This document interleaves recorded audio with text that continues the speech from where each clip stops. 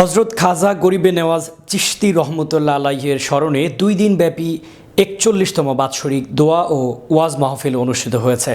আমাদের ময়মনসিংহ প্রতিনিধি দীপজয় সরকার জানান, 15 ও 16 জানুয়ারি ত্রিশাল উপজেলার নিজ বাখাইল খানকায়ে লাঙ্গল শিমুল আকন্দপাড়া মাঠে এই মাহফিল অনুষ্ঠিত হয়।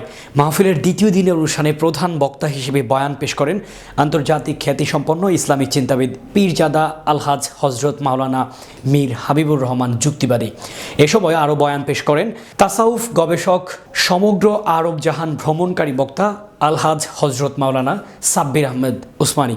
এ সময় বিশেষ বক্তা হিসেবে বয়ান পেশ করেন হাফিজ কারি মাওলানা মোহাম্মদ আবু হানিফা ইবনে কুরবান।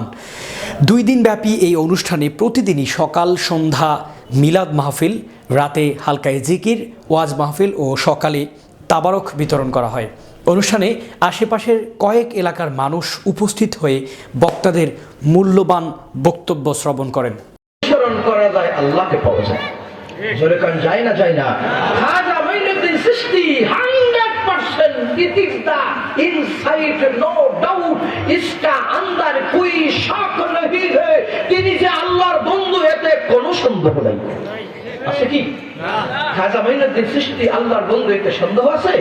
তার জীবনী পড়ে দেখেন, এই সমস্ত ওলি আল্লাহর জীবনী পড়লে একটা মানুষ ওলি আল্লাহ হতে পারে। ঠিক। এই ওলি আল্লাহ এর নাম মানুষ কয় খাজা বাবা। ভারতবর্ষে এসেছিল নবীর হুকুমে, এসে 95 লক্ষ হিন্দুকে মুসলমান বানাইছে। 95 সোনা, 95,000 না, 95 লক্ষ হিন্দুকে মুসলমান বানাইছে। আল্লাহ কইছে ফালিয়াদহাকু কালিলাও ওয়ালিয়াবকু কাসীরা। তুমি বেশি বেশি কান্দো, কম কম হাসো। হাসতে নিষেধ করে না, হাসবে। হাসলে মানুষের মস্তিষ্ক ভালো থাকে, হাসলে মানুষের ব্লাড রিফ্রেশনে ব্লাড সার্কুলেশন বাড়ে, হাসলে মানুষের ফুসফুসি পরিষ্কার হয়, হাসলে মানুষের রক্ত সঞ্চালন বেড়ে যায়, হাসলে ফুসফুসি নিট অ্যান্ড ক্লিন হয়, হাসলে মানুষের চেহারার সৌন্দর্য বাড়ে। বেশি বেশি হাসলে মানুষের আয়ু বেড়ে যায়। হাসেন, হাসেন, হাসবেন।